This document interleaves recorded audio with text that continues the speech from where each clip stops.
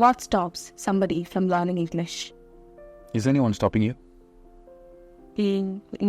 എന്നെ പേടിയായിരിക്കാം, എൻ്റെ ഇൻസെക്യൂരിറ്റീസ് ആയിരിക്കാം. അല്ലാതെ വീട്ടിൽ അമ്മയും അച്ഛനും ഇംഗ്ലീഷ് പഠിക്കരുത് അല്ലെങ്കിൽ ഹസ്ബൻഡ് പറയുന്നുണ്ടോ നീ ഇംഗ്ലീഷ് പഠിക്കരുത് പറയണ്ടല്ലോ? പക്ഷെ എങ്ങനെ പഠിക്കാനാ? എനിക്ക് അങ്ങനെ പ്രത്യേകിച്ച് റിസോഴ്സസ് ഒന്നും ഇല്ലല്ലോ. അത് ഇങ്ങനെ കയ്യിലെന്താ? ഫോണല്ലേ, അത് റിസോഴ്സ് അല്ലേ? ഓക്കെ, നെറ്റ് ഉണ്ടല്ലോ, പഠിക്കാലോ. എങ്ങനെ പഠിക്കാമെന്നോ? മൂവീസ് കാണാം, യു ക്യാൻ വാച്ച് മൂവീസ്. അല്ലെങ്കിൽ PDF ആയിട്ട് ബുക്സ് ഡൗൺലോഡ് ചെയ്യാം, അല്ലെങ്കിൽ ലൈബ്രറി പോയിട്ട് മെമ്പർഷിപ്പ് എടുക്കാം, അങ്ങനെ ചെയ്യാം. ഇനി ഞാൻ നേരത്തെ പറഞ്ഞല്ലോ, എനിക്ക് പിന്നെ സ്റ്റേറ്റ്മെൻറ്റ് ആക്കിയില്ല. That would be your next question അല്ലേ? അപ്പം ഉണ്ടാക്കാനായിട്ട് ഞാൻ ചെയ്തത് കസ്റ്റമർ കെയറിൽ സംസാരിക്കാൻ. വെറുതെ വിളിക്കും, എയർടെല്ലിലേക്കും ഫ്ലിപ്കാർട്ടിലേക്കൊക്കെ വിളിച്ച് സംസാരിക്കും, ഹലോ റേഞ്ചില്ലാന്നൊക്കെ. അപ്പോൾ ഇപ്പം ആയിഷ പറയും അത് മോശമല്ലേ, ശരിക്കും രീതി ഉണ്ടായില്ല അങ്ങനത്തെ സമയത്തൊക്കെ.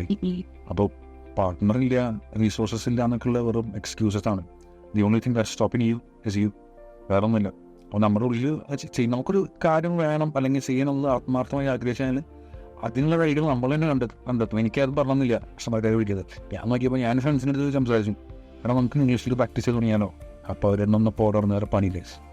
അപ്പം ഇംഗ്ലീഷ് ലേൺ ചെയ്യാൻ അത്രയ്ക്ക് ഇൻട്രസ്റ്റും ആഗ്രഹവും ഡിസയറും നമ്മുടെ ഉള്ളിലുണ്ടെങ്കിൽ അതിനുള്ള വഴികൾ നമ്മൾ തന്നെ കണ്ടെത്തും. Definitely.